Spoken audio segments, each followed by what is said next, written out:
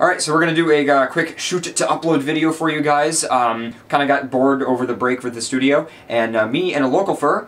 Hi, I'm a fox. Yes, yeah, he's a fox. We are playing with some low-end DSLRs, and we figured while we were playing with one, we might as well shoot a video with one, and what better to do it than to do a random video at the studio.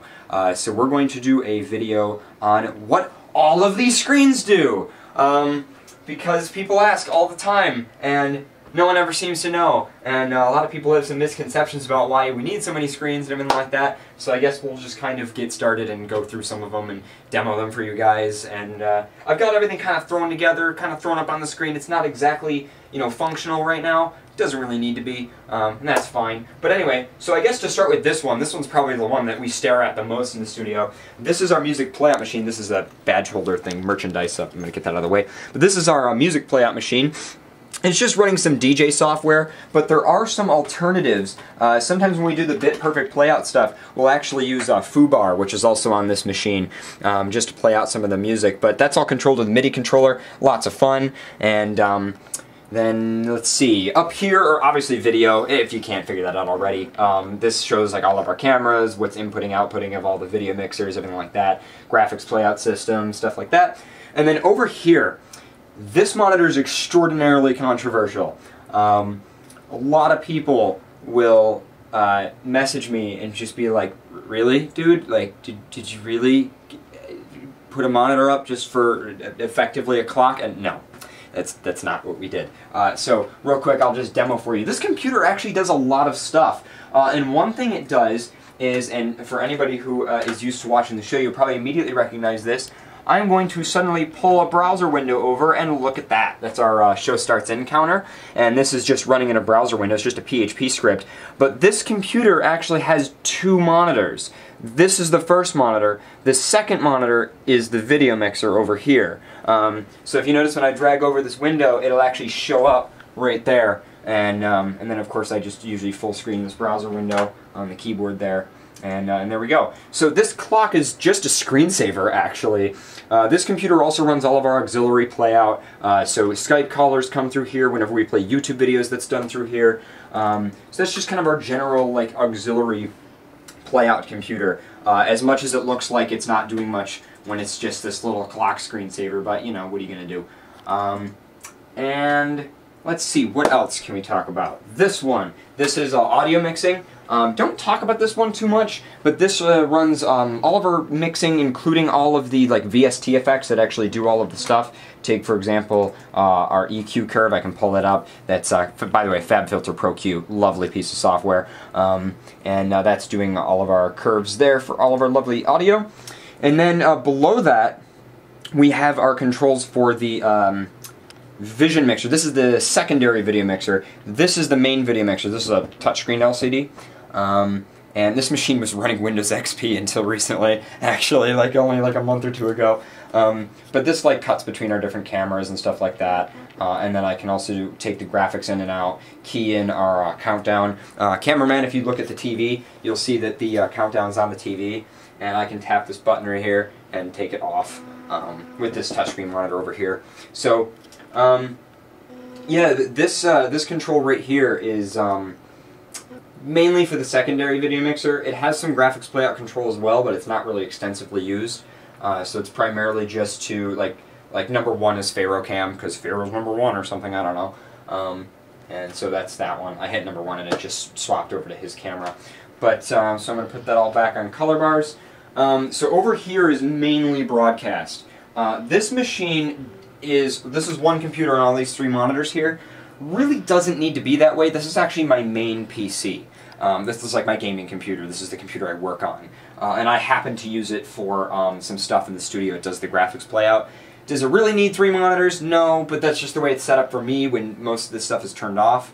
But usually on the left screen I've got like control over the firewall, the network, stuff like that. Right now it's running TeamSpeak, so you can say hi to everybody on TeamSpeak. Over here, this is just an SSH window. Normally during the show we run some PHP scripts that take care of some of the automation for the cameras. We also run some Node.js that takes care of some of the track list systems, stuff like that. But I'm also running the graphics server on here. And this this screen would normally be on my laptop, but for demonstration purposes I'll put it up here.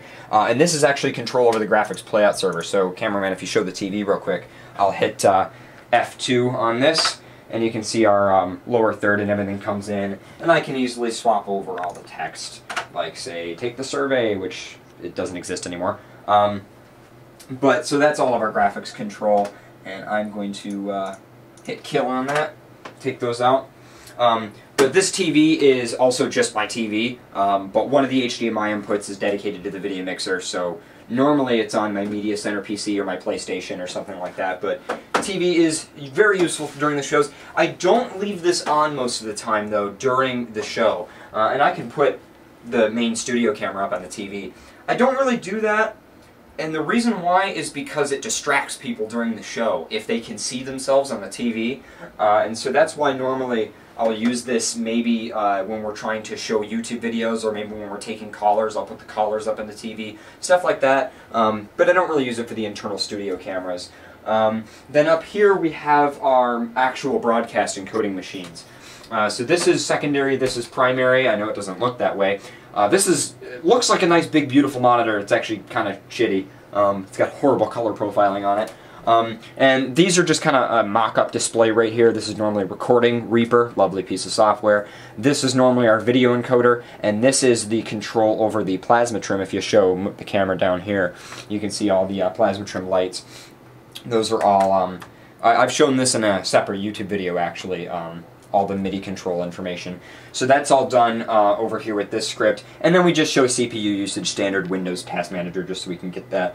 Over here is all of our IceCast audio encoding, not the FLAC stream. The FLAC stream is actually done with a separate server. It's actually a Debian box, but this Windows machine takes care of all of the encoding. And once again, another video encoder. This is where the HD video would be, and we also record here, just so we can get a second machine recording. So we actually record on both of these machines, just for redundancy. If one of the machines decides to crap out in the middle of a show, maybe you know, one of the recordings has an issue, and it's just nice to have two copies. The other thing is both of these machines are backed up slightly differently, so if there's something wrong with the backup, that also is great because we'll have a separate recording on both of these machines. Both of them record bit perfectly, and obviously the server streams bit perfectly. And these computers down here, if you want to just angle down and show these, this is the Linux box that does the FLAC streaming. This is the auxiliary one, the one that runs the clock, and this is the machine that does the music playout.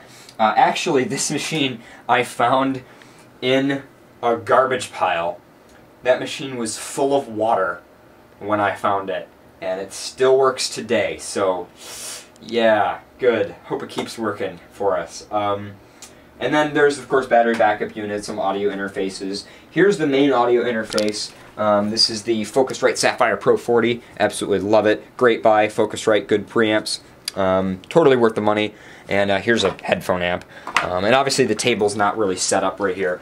Normally, me standing here, here's the mic, the table would be here, my laptop would be here, I'd be controlling the graphics with the laptop, you know, whatever else. But pretty much, yeah, just for demonstration purposes, it was easy to take the table down. The table actually does come down after the shows, so the studio remains pretty much my bedroom when we're not doing the shows.